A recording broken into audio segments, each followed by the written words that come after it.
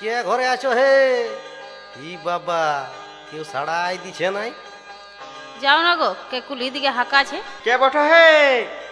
আমি বটি হে, আড়া ধর্মরা মাঙ্গে চাহে খায়, হাত পাত দেখা দেখি করি। আচ্ছা আচ্ছা আচ্ছা, তোমার তো অনেক গুণ আছে হে। আমি অনেক কিছু জানি, ছেলে আনাই হয় আমি দেখাশোনাও করি। তবে দেখো না ঠাকুর, আমার বউটা অনেকদিন থেকে দাঁড়ায় আছে। হ্যাঁ রে, কবও বসে নাই নাকি? না ঠাকুর, মানে ছেলা নাই হয়। কই দেখি দেখি দেখি, তোর হাতটা দেখি। এক রেখা, দুই রেখা, তিন রেখা। তোর ছেলের ঘরটাই কাটা, তোর ছেলে হবে নাই। দেখো না ঠাকুর ভালো করে। ইটা আবার কে রে? এটাই আমার বউ হে। দেখি দেখি দেখি, তোর হাতটা দেখি গো। আহ আহ, মায়া লোকের নেঙ্গা হাতটা দেখতে হয় গো। দাইনা আটা নাই, নেঙ্গা আটা। তোর ছেলে হবার হয়েছে হুচুক, আর ধর্মরাজের কাছে আসছি ফুচুক ফুচুক। কোন ধর্মরাজের মোটটাই ছেলেটা আছে, বাইর করে দিয়ে দিব। আহ, রাগয় না ঠাকুর, দেখো না টুকু।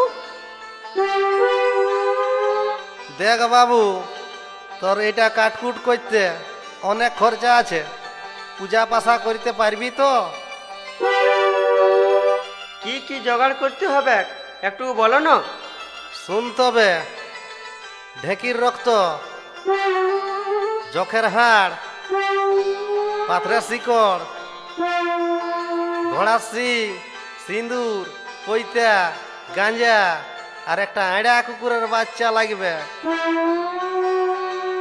আমি চললি চাঁদ করতে, তুই যা সমাল্লা জোগাড় কর। আমি এখন চাঁদ করে আসি, তোদের পূজা প্রারম্ভ শুরু করবো আসে নিয়ে। এই ঠাকুর, এই ঠাকুর, আয়না কুকুরের বাচ্চাটা কি করবে?